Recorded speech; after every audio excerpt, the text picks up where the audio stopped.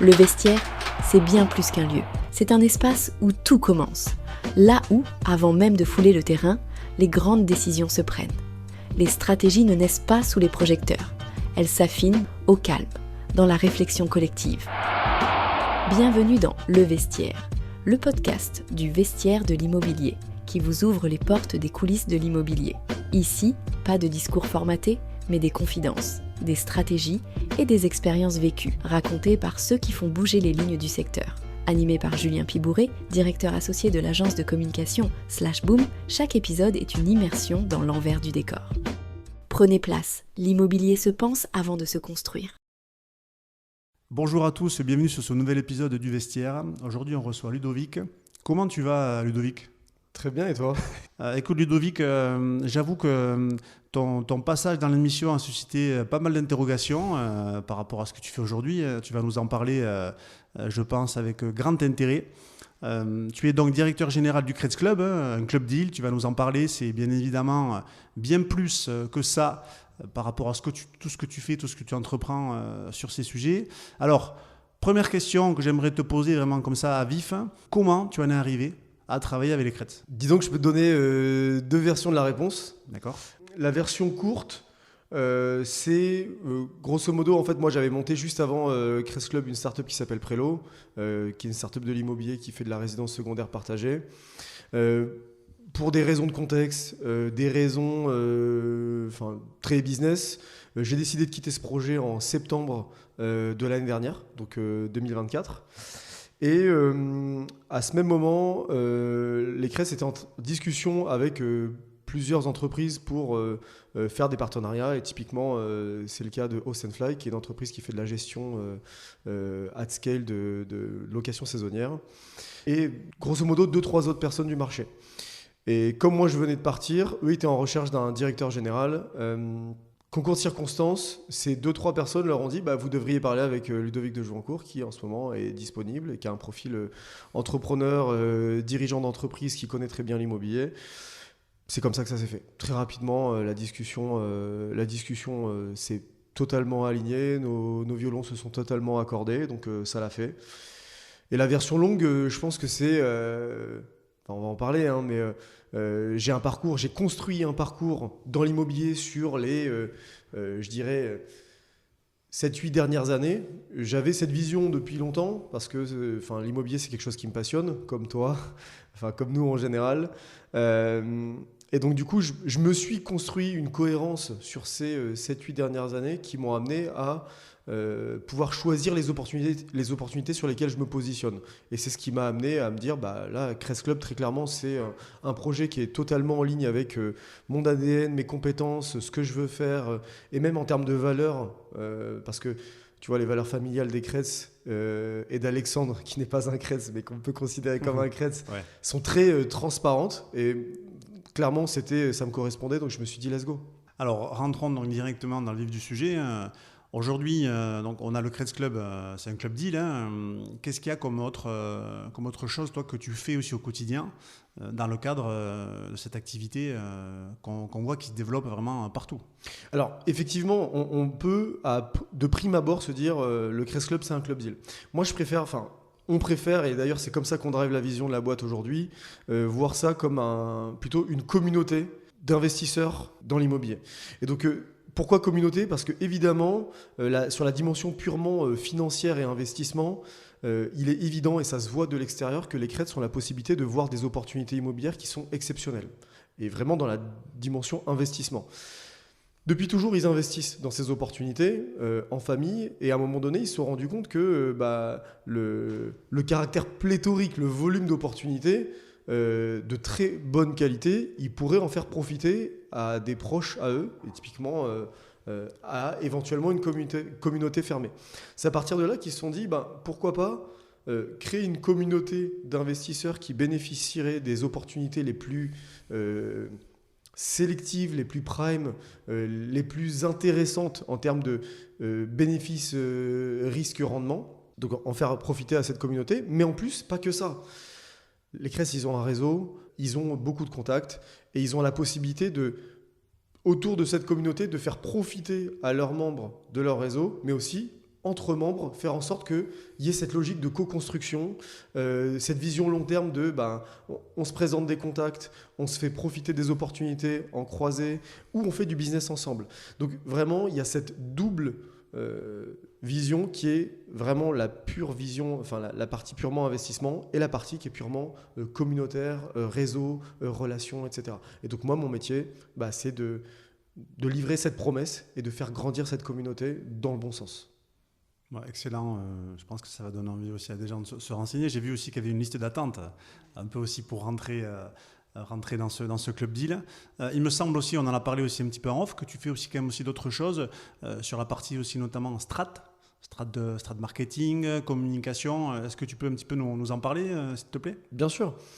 Il se trouve que moi, dans mon parcours, et en particulier sur ma précédente startup, j'ai eu un gros enjeu de faire résonner des sujets qui sont un peu plan-plan dans l'immobilier de la façon la plus consumer, j'ai envie de te dire, ou la plus mass market possible. Tu vois, typiquement, la résidence secondaire partagée de Prélo, c'est ni plus ni moins que le timeshare des années 70 revisité, tu vois. Il y a ce côté un peu chiant.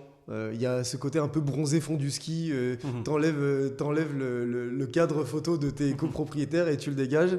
Et donc, je devais remarketer et donner un côté frais et assez populaire à ce positionnement plutôt ancien pour faire croître la boîte.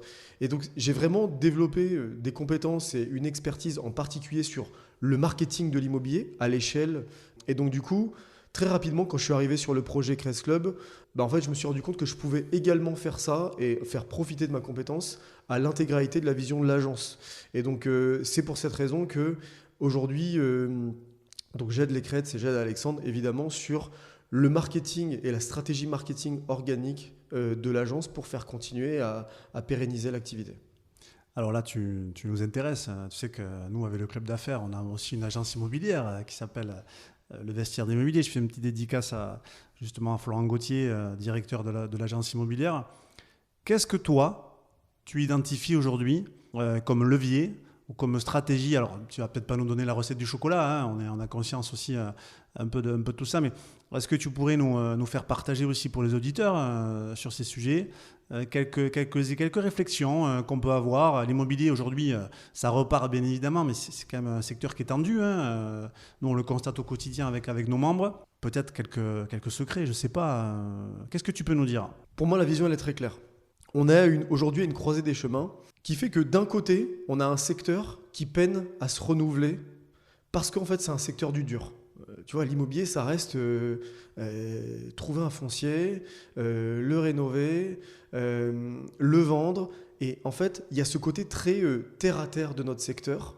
Et j'ai envie de te dire que les PropTech, donc les startups de l'immobilier, ces 5 dernières années, se sont cassés les dents là-dessus. Et les VC, les investisseurs, se sont cassés les dents sur le fait que même si on veut amener des capacités de financement de l'innovation qui sont colossales, en réalité, l'immobilier est un secteur qui a son rythme, son propre rythme et auquel il faut s'adapter et qui en plus, on le voit depuis 2 ans, il est très connecté aux vagues très cycliques de l'économie. Donc ça, c'est le premier élément. Le deuxième élément, j'ai envie de te dire, dans le reste de l'économie, un peu plus léger en termes d'actifs, c'est-à-dire tout ce qu'on peut appeler le digital, etc. On a un niveau d'innovation qui est extrêmement accéléré depuis maintenant 1 an et demi. C'était déjà le cas avant, mais là on atteint un niveau d'échelle qui est incroyable avec les modèles LLM et en particulier OpenAI, ChatGPT, etc. Qui fait qu'en fait, là, on est en train de se rendre compte que la façon de produire, consommer est totalement en train de changer.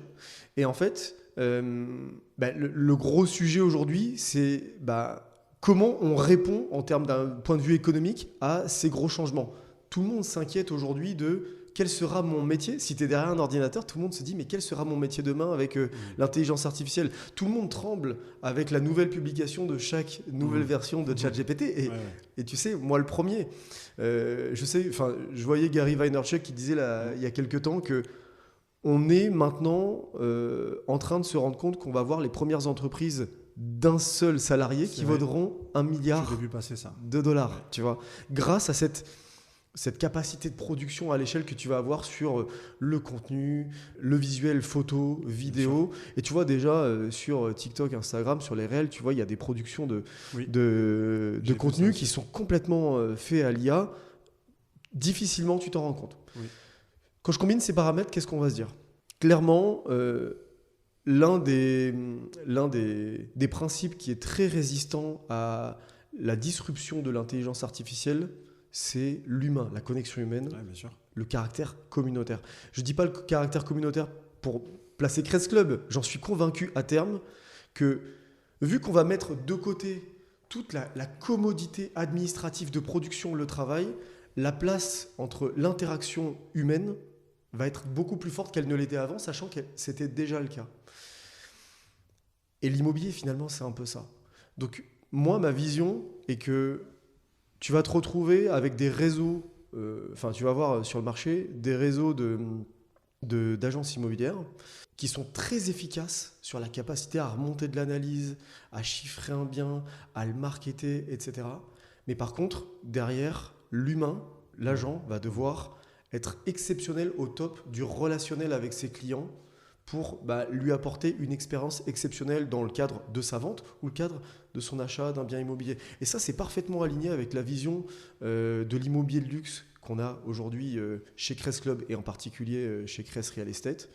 Et donc moi, c'est comme ça que j'essaie de driver ma vision. Comment on remet vraiment l'interaction humaine au cœur du travail et que tout le reste, c'est une commodité de production aidée par les outils. Je suis un peu aligné aussi avec ça, avec ce que tu dis. Nous, on pense que plus il y aura de digital, plus il y aura d'intelligence artificielle, plus l'humain, je pense aussi, sera remis au centre du jeu sur ces sujets.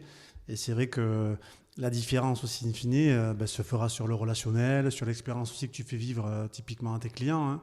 Donc, je rejoins 100% là-dessus. Mais c'est vrai qu'aujourd'hui, on voit des nouveaux acteurs aussi qui arrivent et ça pose aussi beaucoup de questions. Et c'est vrai aussi que l'immobilier, on le constate nous, n'est pas forcément tout le temps aussi le secteur le plus mature, hein, ou qui est le plus en avance sur ces sujets. Donc ça prend un peu plus de temps, hein, c'est un marché qui met du temps aussi à évoluer, à se retourner.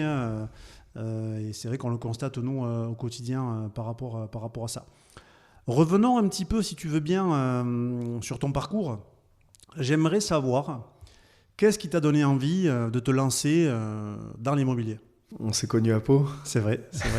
C'est vrai, on était donc en master ensemble à l'école supérieure de commerce. On avait joué au rugby ensemble. Alors, j'ai quelques anecdotes, je ne vais pas forcément les dire ici, mais c'est vrai que j'avais gardé un bon souvenir de toi.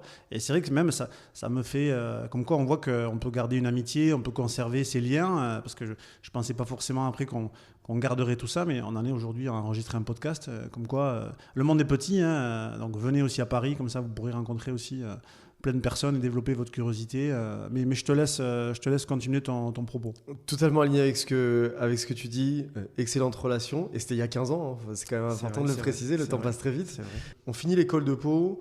Moi, je m'oriente vers le digital. Très tôt, en fait, j'ai l'opportunité pour payer mes 2 dernières années de faire une alternance chez Betclic.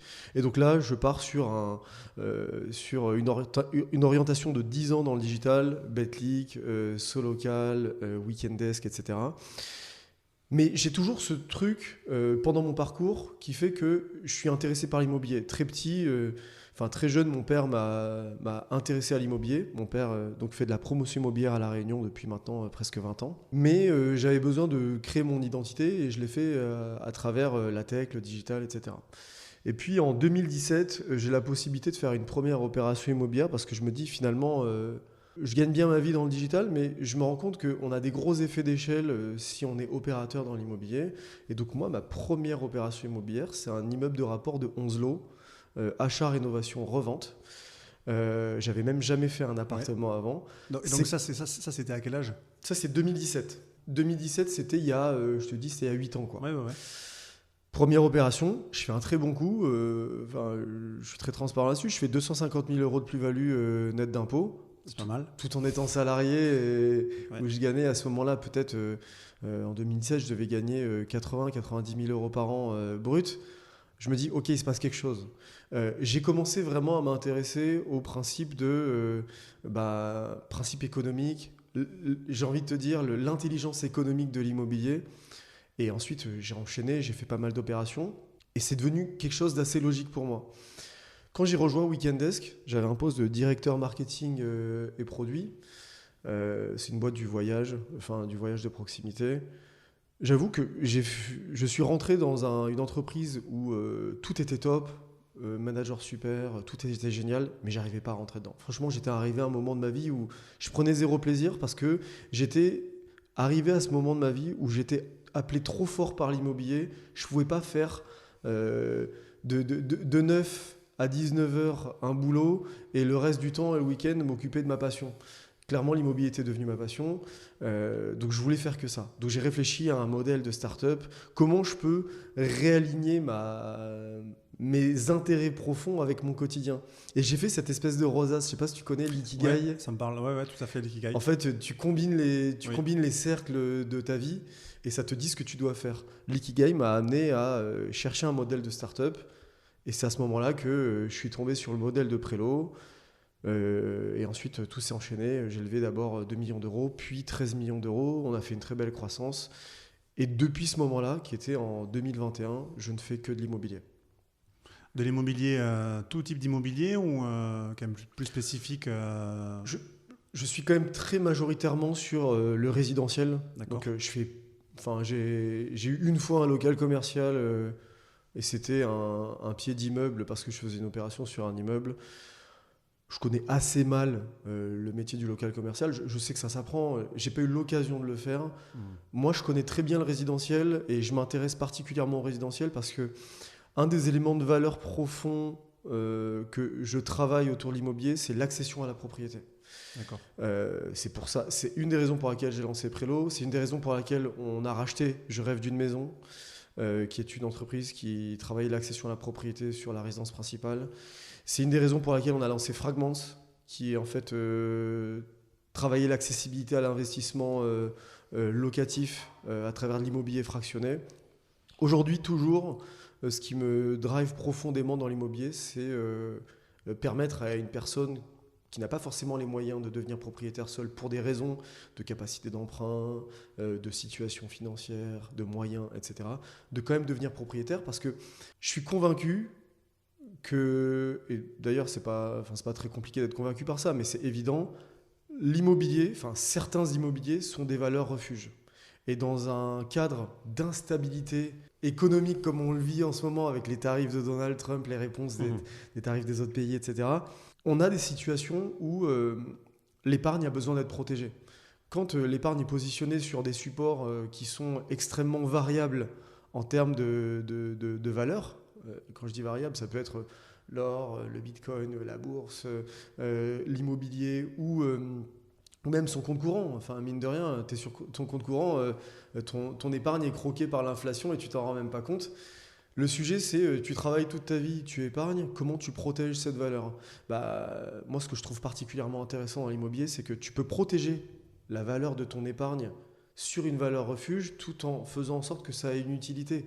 Tu vois, une personne qui devient propriétaire en France de sa maison, il a la possibilité, en plus, soir et week-end, de rajouter une pièce en plus, rénover et valoriser son patrimoine.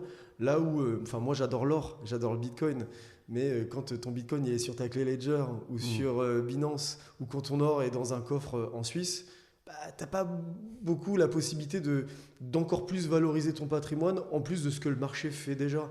Et tu vois, il y a ce côté utile et financier, et économiquement financier que je trouve hyper intéressant dans l'immobilier.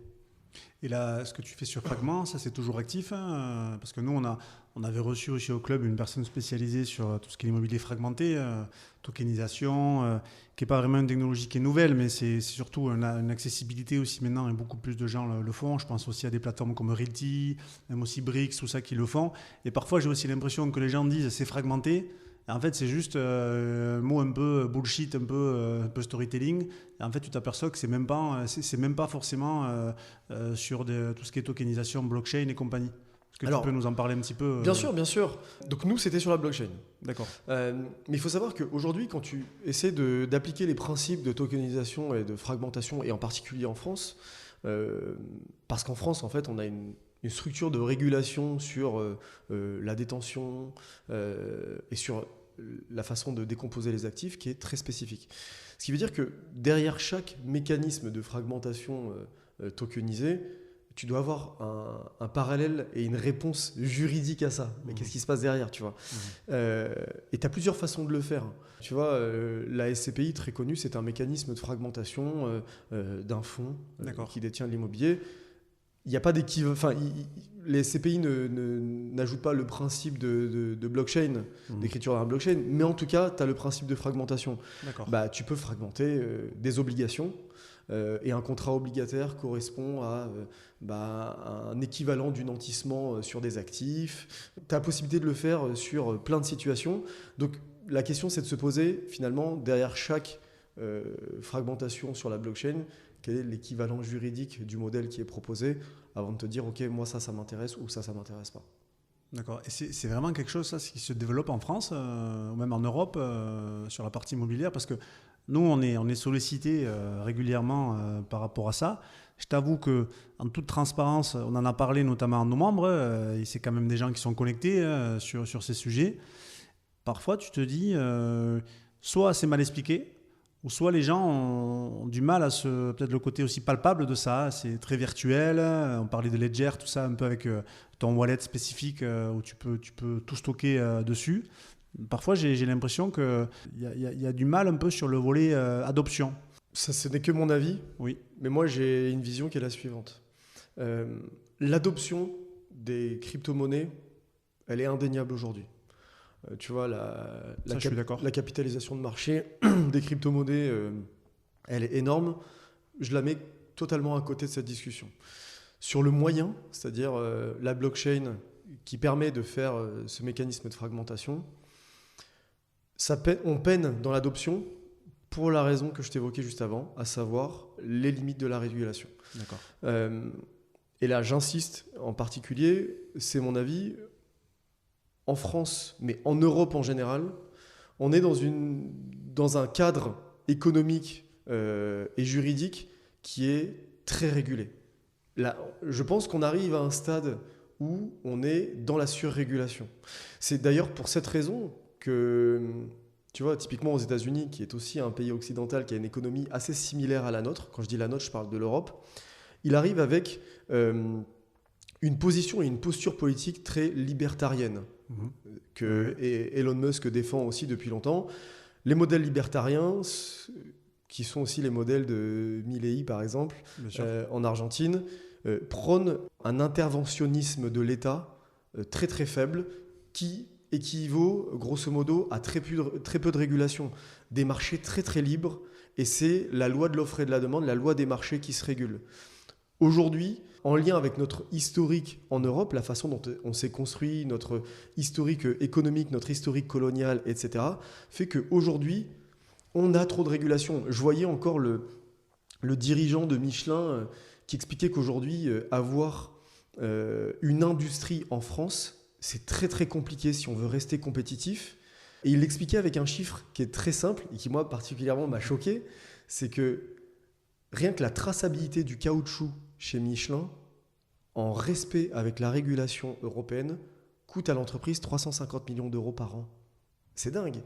C'est dingue. Et pourtant, Michelin est en concurrence avec des producteurs de pneus en Chine ou en Asie qui n'ont subi aucune inflation cumulée sur l'énergie depuis le Covid, alors que nous, on est à 92% sur l'énergie depuis le Covid. Il est en concurrence avec des entreprises qui n'ont pas de régulation, qui n'ont pas ces principes de régulation, sur la traçabilité par exemple, qui fait que quand tu te retrouves sur un marché libre, parce qu'on est dans la mondialisation, bah forcément, il y a deux pneus à vendre, il y a celui produit par Michelin, celui produit par l'entreprise chinoise, sur la même qualité, d'un côté c'est beaucoup moins cher et de l'autre c'est beaucoup plus cher, tu vois. Donc mon avis, pour en revenir, désolé pour cette énorme parenthèse, l'adoption, ça va être très compliqué sur la fragmentation, et en particulier de l'immobilier en Europe, à cause des limitations régulatoires. Voilà. C'est un débat, je pense qu'il faudrait poursuivre, même aussi faire peut-être un épisode dédié sur ça. Je pense qu'il faut faire aussi un petit peu encore de la pédagogie là-dessus. On est un peu en retard, et nous, ce qu'on nous disait, c'est qu'aussi là-dessus, les gens vont l'utiliser sans s'en rendre compte. Ça sera vraiment transparent et c'est là aussi, ça voudrait dire qu'on aura réussi là-dessus. Et Typiquement chez Fragments, je me permets de te couper, on avait le mécanisme de fragmentation sur la blockchain, mais on ne communiquait pas du tout dessus. Voilà, transparent, les gens l'utilisent sans s'en rendre compte. Donc c'est ça qu'on nous avait expliqué un peu là-dessus. Qu'est-ce qui te plaît le plus au quotidien dans ce que tu fais? Alors, j'avoue que j'aime bien le multitasking, avoir un domaine de compétences étendu. Je vois ça. Oui. Et je pense que c'est en lien. Super. Tu vois, c'est en lien avec la tendance de marché dont on parlait tout à l'heure. Oui. Bientôt, il y aura des entreprises à 1 milliard avec une seule personne à bord. Mais cette personne doit être capable de connaître les principes juridiques, négocier un contrat, des clauses contractuelles, le marketing en paid ou en organique, le contenu, l'emailing, la finance, la comptabilité, etc. Moi, j'aime bien ça et je me donne pour objectif de continuer à développer la vision du Creates Club à travers un maximum de valeur délivrée à nos clients en minimisant le poids de l'organisation. Parce qu'en fait, le poids d'une organisation finit par se retrouver dans le prix final. C'est normal. Hein. Bien sûr. Quand tu fais une croissance, tu recrutes, je dis n'importe quoi, 120 salariés en 2-3 ans, à un moment donné, tu dois être capable de payer ça et tu as une inflation logique sur les prix qui est aussi en cohérence avec l'attente du marché, si les gens continuent à acheter. Moi, je préfère toujours avoir un équilibre où on délivre beaucoup plus de valeur que ce qu'on va prendre en termes d'euros. On va parler, si tu veux bien, un petit peu du marché de l'immobilier. Je pense que tu as aussi une solide expérience un peu là-dessus. J'aimerais savoir, selon toi, parce que tu es connecté vraiment sur ce qui se fait, qu'est-ce que tu perçois comme grande transformation à venir du secteur de l'immobilier ? Ouais. Et aussi sur la partie Club Deal, ce que tu fais aussi pour les Creates. Qu'est-ce qu'il y a comme évolution selon toi qui sont à venir? Je suppose que vous faites quand même, tu regardes un petit peu ce que fait la concurrence, voilà, tu es en veille permanente un peu là-dessus. Ça, c'est des sujets qui nous intéressent. Alors, déjà, il faut savoir qu'on est à un moment de l'histoire immobilière en France qui est très particulière. C'est-à-dire que sur la partie purement investissement, on vient de passer 10 ans de collecte sur l'épargne qui est colossale. Tu vois, on l'a vu sur les CPI, on l'a vu sur le Pinel, etc., etc. Évidemment, notre marché, il est corrélé à la liquidité qui est injectée pour créer de la demande. Et ça, c'est les taux.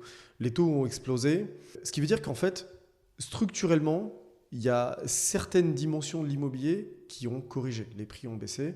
Par contre, l'écriture et l'enregistrement de la moins-value, elle est en train de s'écrire.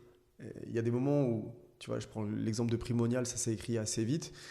Il y en a d'autres qui n'ont pas encore enregistré leurs pertes. Ce qu'on est en train de voir aujourd'hui, c'est qu'il va y avoir, et il va continuer à y avoir, parce que ça a déjà commencé, une perte de confiance énorme sur toutes les phases relationnelles où un CGP, un banquier, un agent immobilier a amené une personne à acheter de l'immobilier. Et forcément, on le voit déjà aujourd'hui, il y a déjà des casseroles chez des grosses entreprises qui ont collecté, ce qui veut dire qu'on rentre dans une phase où les particuliers vont être beaucoup plus méticuleux dans leur façon de sélectionner, d'acheter de l'immobilier. Et ça amène à un point où tu as besoin qu'une personne soit vraiment de confiance pour te dire là, l'opération est intéressante. Et c'est d'ailleurs pour ça qu'on se rend compte que depuis, je dirais, à peu près 1 an et demi, les clubs fermés, avec des leaders d'opinion de confiance, se sont mis en place. Il faut quand même se rappeler que l'achat d'immobilier, c'est quand même des montants qui sont colossaux, c'est élevé. Les gens prennent des risques énormes. On n'a pas l'impression de prendre des risques énormes quand le marché est croissant depuis la crise des subprimes. Entre 2008 et 2021, c'est une courbe à la hausse. Donc forcément, tu achètes en 2012, tu revends en 2017, il n'y a pas trop de problème. Tu vois, tu gagnes de l'argent, donc il n'y a aucun sujet. Mais tu achètes en 2021, tu revends en 2026, l'histoire, elle est totalement différente. Et donc, moi, je vois cette tendance où va y avoir des cercles fermés et en particulier le Club Deal et les communautés d'investisseurs comme celles qu'on a construites, qui vont se mettre en place pour que les gens soient dans un cadre de confiance très très fort pour être capable d'acheter de l'immobilier. Voilà une grande tendance que je constate. Ouais, donc ça correspond vraiment alors à ce que vous essayez aussi de mettre en place avec le Kretz Real Estate et cette branche aussi d'investissement. Exactement. Il faut savoir que nous, grosso modo, on propose approximativement une opération immobilière par mois sur Kretz Club. J'exagère à peine quand on dit qu'on analyse 100 opérations pour en proposer une seule. C'est-à-dire, il y a 100 opérations qui sont proposées au Kretz, on les regarde, on se dit qu'une seule d'entre elles va mériter notre intérêt et évidemment celui de nos clients, parce que les Kretz investissent systématiquement dans les opérations qui sont proposées aux côtés de leurs clients. Et donc, déjà, tu as ce filtre de la confiance, de l'expertise, et surtout les Kretz ont une réputation, ils ne peuvent pas se permettre de vendre à la va-vite. Donc, en fait, il y a ce côté confiance qui devient très prégnant dans la façon d'acheter et de vendre de l'immobilier, qui, je pense, va être une tendance de fond pour les 10 prochaines années. Alors, attends, là, j'ai une question finalement qui me vient. Comment est-ce qu'on fait nous, en fait, on a plein de partenaires aussi qui sourcent aussi du foncier. Comment est-ce qu'on fait pour proposer un produit, notamment pour le rendre éligible au Kretz Club? Comment ça fonctionne? Faut me l'envoyer à toi. Donc, je fais une première analyse. Ensuite, on regarde avec les Kretz. Ensuite, on a des analystes qui vont rentrer dans le détail, qui vont rentrer tous les chiffres, la moulinette. Est-ce que l'opérateur gagne sa vie dans un scénario catastrophe de revente du prix, du prix de sortie de l'opération? Est-ce que nos épargnants, nos membres gagnent bien leur vie? Et donc, voilà, il y a un filtre, il y a une succession de filtres. Et une fois que tous les signaux sont au vert, on a un comité d'investissement. Et ce comité d'investissement est d'abord de se dire est-ce que les Kretz s'investissent dedans? Si la réponse est oui, on propose à nos membres. C'est aussi simple que ça. Et plutôt des opérations qui se font sur de la rénovation, de l'ancien, ou ça peut toucher vraiment C'est assez large. Ok. C'est assez large. Typiquement, en fait. Ça veut dire qu'un promoteur, aujourd'hui, il peut proposer quelque chose au Kretz Club? Tout à fait. Typiquement, là, la dernière opération qu'on a financée, pour donner un exemple, nous, ce qu'on considère comme une opération prime pour le Kretz Club, c'est autant en termes de rendement qu'en termes de sûreté. C'est-à-dire la protection de l'argent qu'on va prêter. Je vais donner la dernière opération qu'on a financée. C'est une opération de 500 000 euros. C'était un opérateur qui voulait rénover un bien ici, les Moulineaux. En soi, l'opération n'était pas prime. Par contre, l'argent qu'on lui a prêté était au format d'une obligation. Donc, il a l'obligation de nous rendre cet argent et de payer un coupon mensuel. Une obligation sur 2 ans pour un rendement de 11%. Le gros intérêt, c'est qu'un rendement de 11% est intéressant si la sûreté en face est de qualité. La sûreté, c'était une hypothèque de premier rang. On était seul sur la maison de campagne à Deauville de cet opérateur, sur une maison qui vaut 1,5 million. Donc, ce qui veut dire que s'il n'est pas en mesure de rembourser l'argent qu'on lui a prêté, nous, on récupère la valeur de cette hypothèque, donc la maison, qui vaut 1,5 million pour 500 000 euros prêtés. Donc, on a une sûreté de premier rang qui est de 3 fois la valeur du montant prêté en cas de défaut. Dans le pire des cas, on récupère sa maison, on la revend et le rendement est restitué, voire bien mieux que le rendement est restitué à nos épargnants. Ça, c'est une opportunité qu'on appelle prime. Il y a 0 risque et pourtant, il y a un rendement qui est excellent. Ah ouais, 11%, oui, c'est beau, ça fait réfléchir. Et est-ce qu'en temps aussi que marchand de biens, on peut proposer des choses au Kretz Club? Tout à fait. Ouais, donc ça reprend vraiment tous les métiers potentiels peuvent avoir un lien de près ou de loin avec eux, avec toi, pour faire du sourcing et soumettre des projets. Alors, exactement. Donc nous, en fait, on cherche des opérations et des opérateurs. Il peut nous arriver qu'on nous remonte un foncier avec un permis de construire qui est déjà purgé, etc. Mais la personne qui vend l'opération ne veut pas la porter. On trouve ce qu'on appelle un operating partner qui, lui, va opérer, qu'on va financer, toujours avec le même niveau d'analyse, la même grille d'analyse sur le rendement, la sûreté, la cohérence du prix de sortie, la sécurisation du prix de sortie, pour être certain que l'épargne de nos clients soit avant tout protégée, mais ensuite, de la meilleure des façons, fructifier. Je comprends. Et s'il y avait quelques critères justement à respecter, qu'est-ce que ça serait des critères pertinents pour soumettre un projet au Crest Club?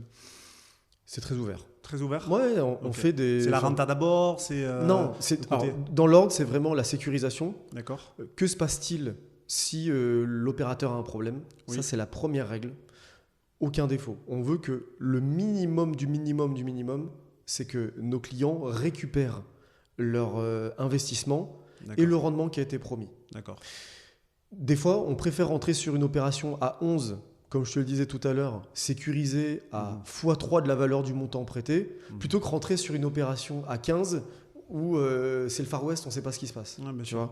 Vaut mieux être très sécurisé et promettre un peu moins que surpromettre et on ne sait pas ce qui se passe. Mais donc, je te disais, ça peut être une rénovation, ça peut être une construction, ça peut être un achat-revente aussi simple. On a failli faire une opération à proximité de Monaco. C'était un achat-revente. L'opérateur avait déjà signé le compromis de revente de l'opération. Enfin, il avait un accord, pas signé le compromis, il avait un accord de revente de l'opération et il avait signé le compromis d'achat. C'était un aller-retour de 3 mois, le temps d'une DIA, tout simplement. Ça peut être ça aussi, en fait. Tout est possible. Ok, très clair. Ça donne envie de travailler sur ça. Et une dernière question aussi sur ce sujet. Je te cuisine un petit peu, tu me permettras. Avec plaisir. À chaque fois qu'il y a un projet qui est proposé, c'est tous les membres du Crest Club qui investissent? Pas forcément. C'est vraiment, c'est quoi? C'est au choix? C'est au choix. En fait, aujourd'hui, on a plutôt un sujet de sursouscription. C'est-à-dire, on propose une opération, elle est intégralement vendue extrêmement vite. Parce que nos membres ont ce cadre de confiance et surtout, on n'a que des membres qui ont les moyens. D'accord. On a un ticket d'entrée sur une opération qui est à 1 000 €. La réalité, c'est qu'il y a très peu de nos membres qui mettent 1 000 €. La première opération, on a même eu un membre qui a mis 250 000 € seul. Oui. Donc ça va assez vite. Mais c'est à la demande. On a même des membres aujourd'hui qui rejoignent la communauté exclusivement pour la dimension communautaire. Ils ne sont pas dans une démarche d'investir au début. Oui. Ils sont plutôt dans une démarche de se dire moi je veux faire du business et je suis en attente de rencontrer des gens qui font ça, ça et ça. Et typiquement nous c'est ce qu'on fait. On administre un annuaire, un trombinoscope, etc. Et on fait un appel avec chacun de nos membres pour leur demander qu'est-ce qu'ils attendent de la communauté. Et ensuite on va chercher dans nos membres une ou plusieurs personnes qui peuvent répondre à la problématique de ce membre. Et ensuite, on va les présenter en direct. On a vraiment ce côté très proche. Et donc, vraiment, pour répondre à ta question, pas d'obligation d'investir. C'est comme on veut quand on premier arrivé, premier servi. Exactement. En fonction aussi du ressenti que les gens ont. Je suppose qu'il y a des fiches un peu aussi qui recensent un peu les biens, les qualités, comment on peut se projeter. Peut-être le profil aussi des investisseurs qui peuvent être intéressés par ça. Peut-être le niveau de risque aussi qu'on peut retrouver, mais très clair par rapport à ça. Je sais qu'on a un des membres du club qui avait postulé aussi pour rejoindre le Crest Club. C'est vrai qu'il m'avait parlé aussi un petit peu de ça dans cette phase de sélection de biens, pour rassurer aussi les personnes, parce que même s'il y a des profils, je pense, qui sont très aguerris, tu l'as dit aussi auparavant, il y a aussi des personnes en fait qui veulent rechercher aussi avant tout cet aspect communautaire, cet aspect réseau, et aussi le fait aussi de ne pas faire forcément des projets tout le temps tout seul. Ça compte aussi beaucoup. Tu as dû le voir aussi vu que tu as entrepris sur plein de sujets. Ça m'amène sur une autre question.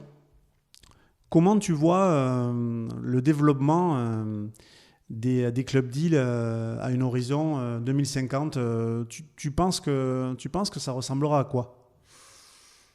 J'ai du mal à voir parce que c'est très long terme, mais comme je te le disais tout à l'heure, je suis convaincu que l'humain va prendre une place encore plus grande. L'humain, ceci dit, pour les nouvelles générations, c'est compliqué. C'est-à-dire les nouvelles générations, moi je côtoie beaucoup de jeunes dans le cadre de formations que j'anime. Aujourd'hui, l'humain pour eux, c'est pas important. Comment on va faire pour réconcilier cette génération qui est là pour relever la France, alors que eux, typiquement, toutes les compétences un peu soft skills, ça semble, ils sont dépassés sur ces sujets. Ouais, c'est une question que je me pose.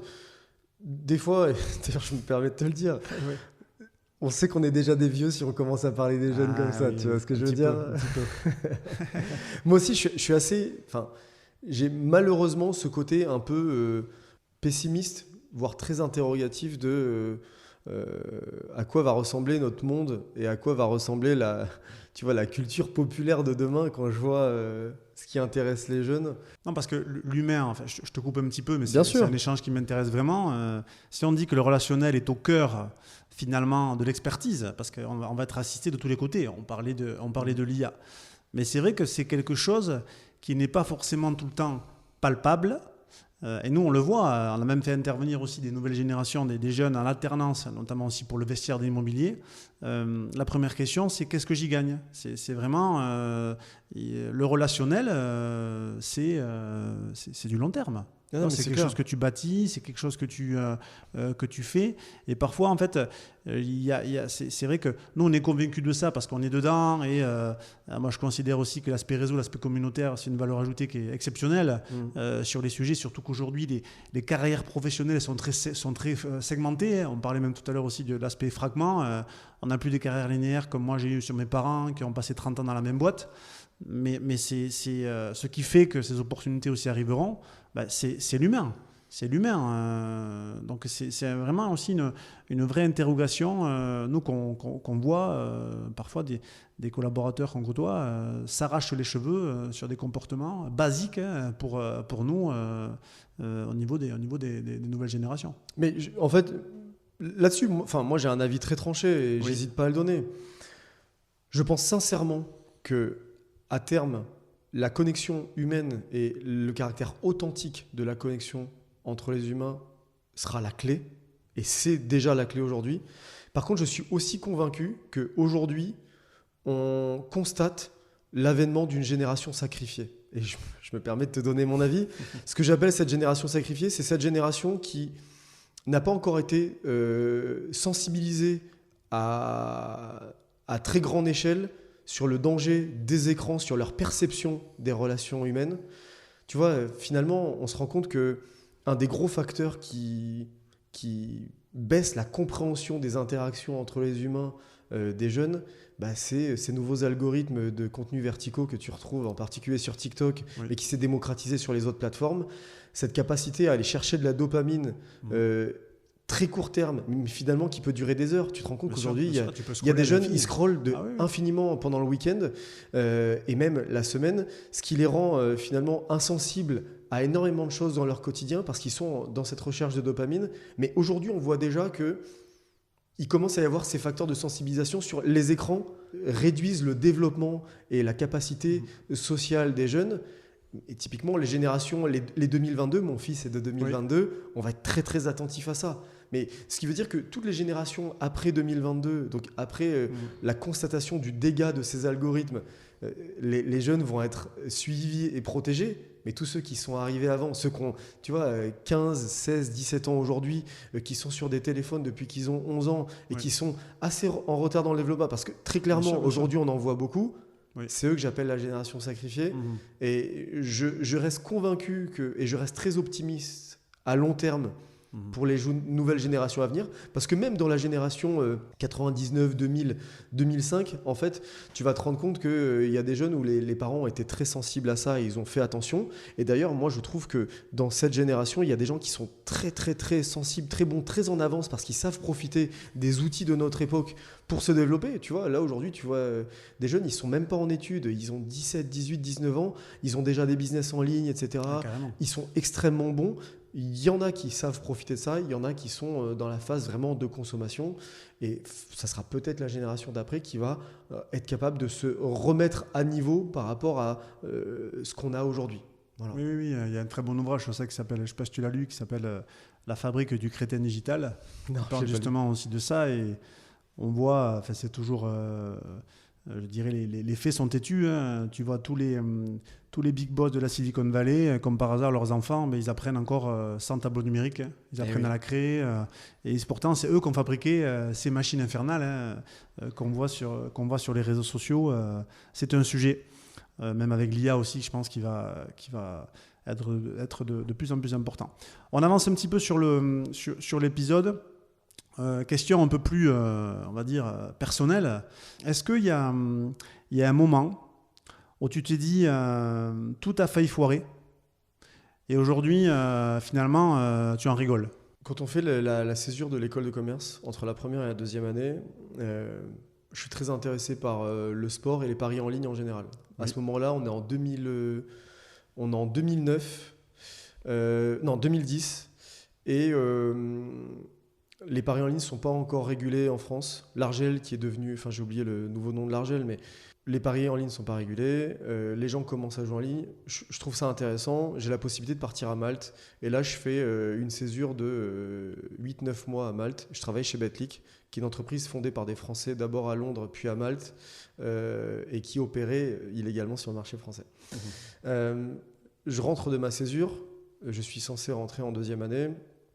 Et là, il y a un problème dans le divorce de mes parents qui fait que mon père n'a pas les moyens de payer mon école de commerce. Je dois urgemment trouver une alternance parce qu'en fait, l'entreprise à ce moment-là, enfin les alternances, payent les études. Je pars de Malte et donc je pars de Betclic avec un très bon relationnel avec l'organisation en général. C'est une boîte très anglo-saxonne, ils ne connaissent pas l'alternance, mais je prends contact avec eux pour leur dire est-ce que vous pouvez me faire une alternance, s'il vous plaît, j'en ai besoin et tout. Ils avaient des bureaux à Paris. Et donc, j'arrive à me débattre pour obtenir une alternance et on me met sur un poste de chef de projet digital parce que le poste de product manager n'existait pas avant. C'était plutôt chef de projet fonctionnel. D'accord. Et du coup, je commence mon alternance. Enfin, j'arrive, premier jour à Paris et on me met dans les mains de mon manager qui va rester mon manager pendant presque toute mon expérience chez Betclic, qui s'appelle Frédéric Gomez, une personne avec qui j'ai toujours de très bonnes relations aujourd'hui. Et là, lui et moi, nous nous rendons compte ensemble du désastre de mes connaissances dans le domaine. Lui, il s'est vu imposer quelqu'un par son manager, on m'a imposé moi. Et en fait, dès la première semaine, il se dit, je ne vais pas y arriver. En fait, le gars comprend que dalle. Et vraiment, je comprends que dalle. Je me dis, mais qu'est-ce qu'on a fait en école de commerce ? Je suis débile mental. Et donc, aujourd'hui, je rigole parce que je pense que j'ai mis vraiment 3-4 mois à combler le gap. Lui en rigole aujourd'hui encore. Mais au final, ça m'a amené à avoir cette carrière dont je suis très fier. Mais par contre, je me suis fait très peur. Parce que je pense que lui s'est dit la première semaine, je ne vais pas pouvoir le garder, ce mec. Enfin, je veux dire... Ouais, tu ne connaissais pas du tout ce que... mais attends, t'imagines en deuxième année, c'est 2010 ou 2011. Oui. Mais attends, l'école de... Ouais, t'étais en études, c'est sûr que t'étais pas pas plug and play. Bien sûr que non. Ouais, c'est toujours intéressant d'avoir ces anecdotes. Ça rassure aussi un peu sur le chemin, hein, parce qu'on s'aperçoit que c'est pas très linéaire, mais qu'on y arrive toujours et l'action mène aux opportunités. Moi, j'aime bien dire ça. Est-ce qu'il y a un sujet que tu voudrais aborder en particulier, qui te tient à cœur ?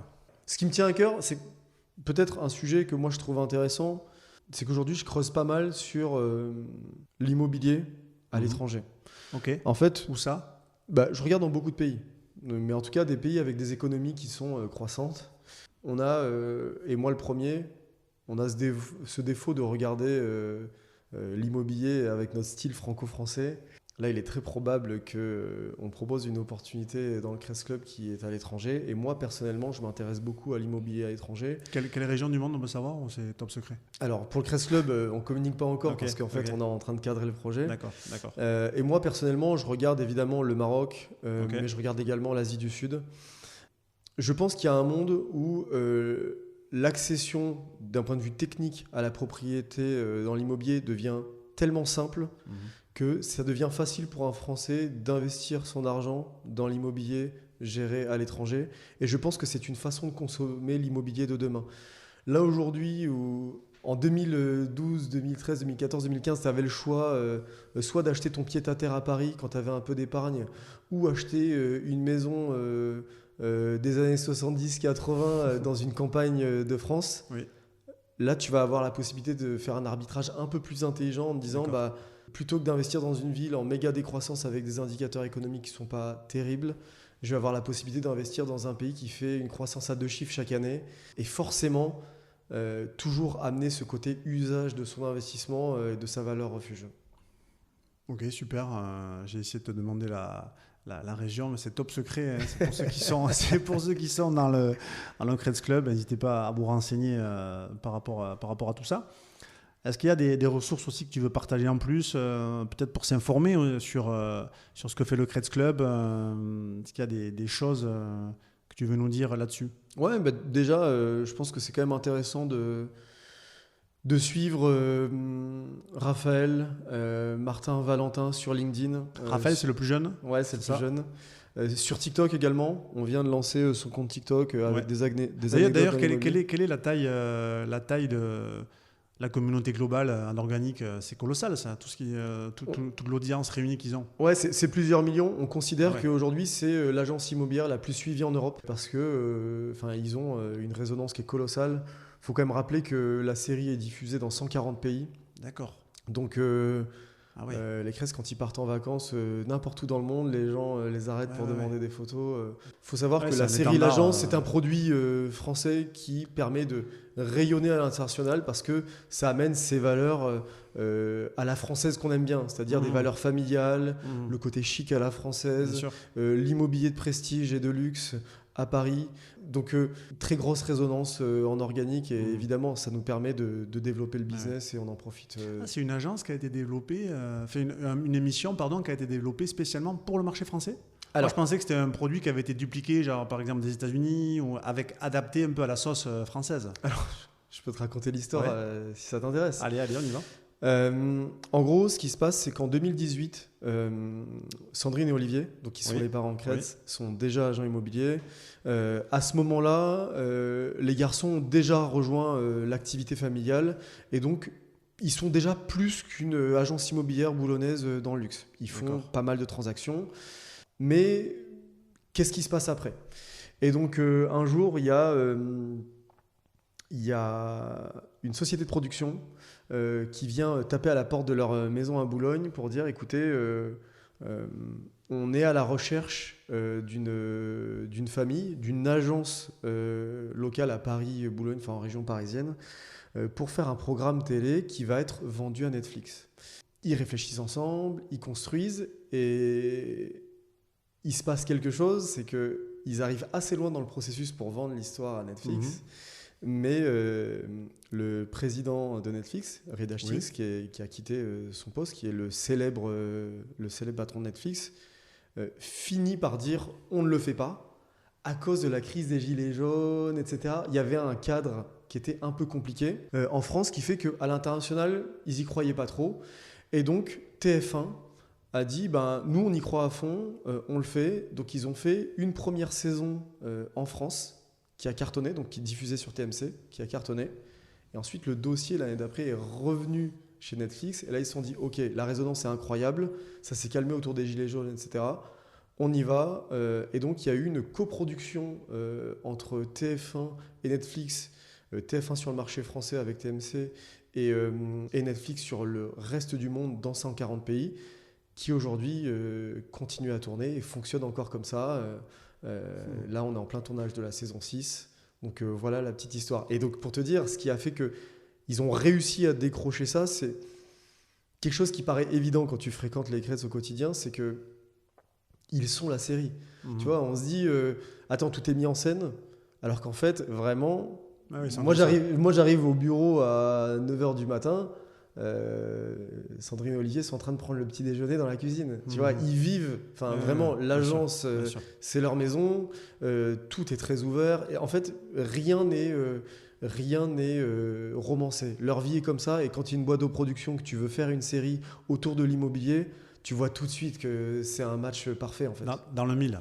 Exactement. Non, c'est... mais j'avais pas l'histoire, tu vois, sur... Là, j'en ai parlé beaucoup de la genèse du Creds Club, mais sur aussi la série. Et c'est dans quel pays que ça cartonne le plus en termes de visibilité, la série? J'ai pas les chiffres en tête parce que pour une raison très simple, c'est que Netflix ne communique pas D'accord. les détails de l'audience par pays. Ok. Et évidemment, c'est une exclusivité analytique qu'ils gardent pour eux pour se donner la possibilité de pérenniser les saisons, voire même lancer autre chose. Quand on a un niveau de déploiement international comme celui de Netflix, la donnée sur ce que les gens aiment regarder, le niveau d'accroche de tes séries, c'est presque le nerf de la guerre pour ton business parce que ça va te permettre d'anticiper qu'est-ce que tu vas produire l'année d'après. Ah, donc vous ne savez même pas les pays où ça marche le plus? Non. Ils gardent, ils font de la rétention. Ah, trop marrant, ça. Ouais. Cette mentalité, c'est rigolo.